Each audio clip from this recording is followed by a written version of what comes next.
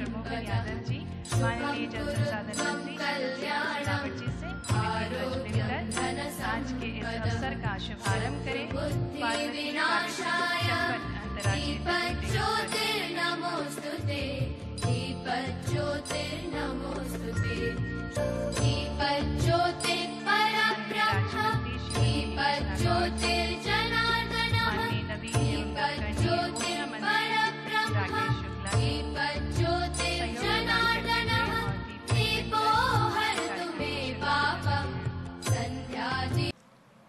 ये मूल कार्यक्रम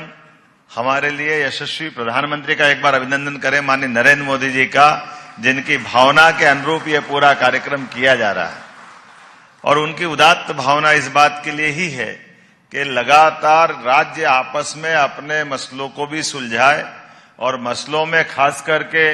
जो जल का बंटवारा होता है, बड़े पैमाने पर नदियों से बहने वाला जल लोगों की जिंदगी में काम आए, उससे बदलाव आए। और मुझे इस बात की प्रसन्नता है कि जैसे हमारी सरकार बनी और सरकार बनने के बाद माननीय भजनलाल जी और हम लोग मिले थे 28 जनवरी को, और उस समय आपने और हमने एक विषय निकाला कि यहाँ हमारे अधिकारियों के लेवल पे बड़े पैमाने पर इसकी आवश्यकता तो है कि राजस्थान के अंदर यहाँ से बह के जाने वाली तीनों नदियां चंबल, काली सिंध, पार्वती, इन तीनों की जलधाराओं का दोनों राज्यों की बेहतरी के लिए कैसे उपयोग हो सके। आज हम इस बात के लिए निश्चित रूप से एक बड़ा मन करके चले कि छोटे मोटे इशू अगर हैं उन इशू को समाधान कर लें, और न केवल पानी, जब बैठे बात करने निकले तो चंबल, ये पीकेसी योजना जिसको पार्वती काली सिंध चंबल योजना कहते हैं, ये तो होने की बात हुई सही,